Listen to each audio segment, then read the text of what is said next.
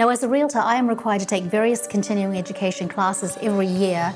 And in 2020, I was in a Code of Ethics class, and the presenter explained the importance of the updated code and stressed that if we personally know of any realtor engaging in hate speech, to, quote, turn them in. A Virginia realtor has been found in violation of National Association of Realtors Code of Ethics, which prevents realtors from using hate speech. Wilson Fauber, who is also a minister, has been a realtor for over 4 decades, and he is now at risk of fines of up to $15,000, even losing his real estate license.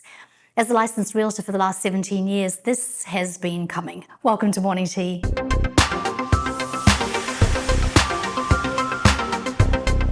Hi, I'm Joanne, and I'm so glad you're here. A complaint was filed against Fauber about a year ago with the Virginia Association of Realtors by a couple of Virginia realtors, and this was regarding a 2015 post on his private Facebook page. This was reportedly a reposted scripture from Reverend Franklin Graham, and it stated that homosexual sex is a sin based upon Leviticus 18:22. The New Living Translation says, "Do not practice homosexuality, having sex with another man as with a woman. It is a detestable sin."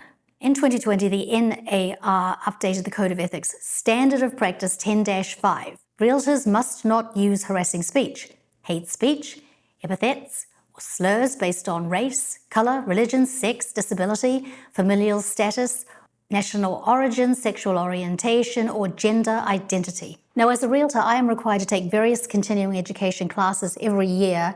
And in 2020, I was in a Code of Ethics class, and the presenter explained the importance of the updated code and stressed that if we personally know of any realtor engaging in hate speech, to, quote, turn them in. So this has been brewing.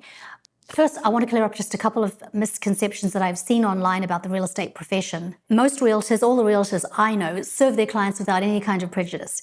The most important initial document, as far as I'm concerned, when I'm representing buyers, is the pre-qualification for a loan or proof of funds if they're paying cash. And what this tells me is that they're financially in a position to purchase. And this way, I'm not going to spend hours or even days locating potential properties that they can't afford. For sellers, my criteria is a bit different. It's, am I qualified to represent them? Do I have the knowledge, the expertise in their area where their property is?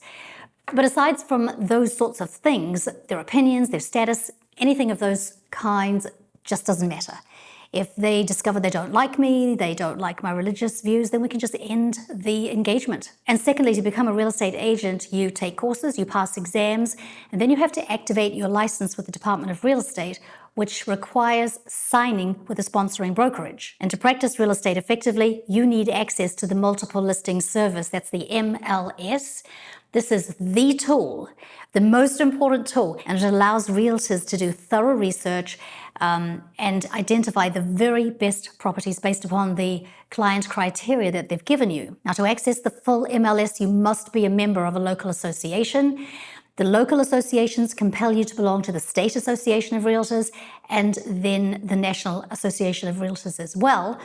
And most brokers require you to be a member of all 3 associations. Again, the MLS is a vital tool with a wealth of information for finding buyers their property, and sellers almost always want their property listed on the MLS so that they can get as many eyes on the property for the fastest sale. So, loss of access to the MLS would likely be the end of Wilson's ability to serve as a realtor. The Virginia Association of Realtors panel determined that Fauber's views on marriage and sexuality violated NAR's Standard of Practice 10-5. Fauber's attorney, Michael Sylvester, said the way the NAR rule is being applied, the message is simple: Bible-believing Christian realtors must be silent. And Victoria Cobb, the president of the Family Foundation, on which his attorney is a part, said the decision is nothing short of anti-Christian bigotry in the real estate profession. She added, Wilson's punishment will have the effect of chilling the religious speech of 1.5 million other realtors in the U.S. Christians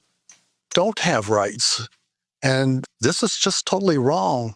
And the National Association of Realtors, being the largest trade organization in America, they have set a precedent by adopting this policy. If I'm guilty because I post my religious beliefs in a meme or a scripture on my Facebook or social media accounts, if that's guilty of hate speech, there are millions and millions of Christians that agree with my position, and we don't have a voice. Why do you think this is all coming out now in 2024? Because the National Association of Realtors is woke. The leadership of the National Association of Realtors has made it very clear about their involvement and endorsing and approving of the LGBTQ community. And just recently, just a few weeks ago, actually, in Charlottesville, Virginia, the National Association of Realtors provided funding for a drag queen show. The Charlottesville Area Association of Realtors hosted the November drag show in the name of a fair housing symposium, reportedly funded in part by the National Association of Realtors Fair Housing Grant. We contacted the NAR for comment, and no one has responded to our request. So let me get this straight. So they can use realtor funds for drag queen shows, but he can't post a biblical scripture on Facebook to support traditional marriage. That's the position that's being suggested. Michael Sylvester with Founding Freedoms Law Center represents Fauber and tells CBN News that while this is a violation of free speech, there's a catch. So it all changed in 2020 when the National Association of Realtors adopted a rule that prohibits anybody from speaking what they deem hate speech against certain protected classes, such as sexual orientation or gender identity. But what's incredible here is the post that Wilson made was in 2015, 5 years. So Code of Ethics Standard of Practice 10-5, I believe, is overreaching and should be reversed.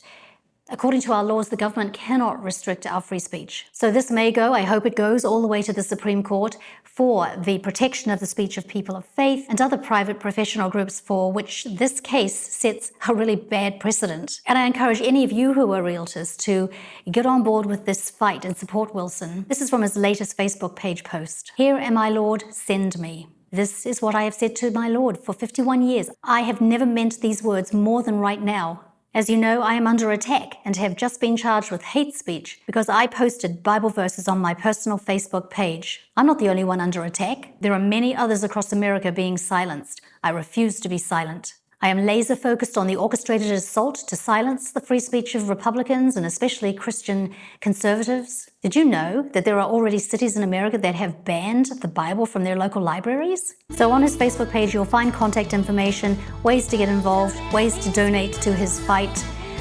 Thanks for watching this. Let me know your thoughts about this very important issue. And until next time, remember to look for the blessings because they are all around you.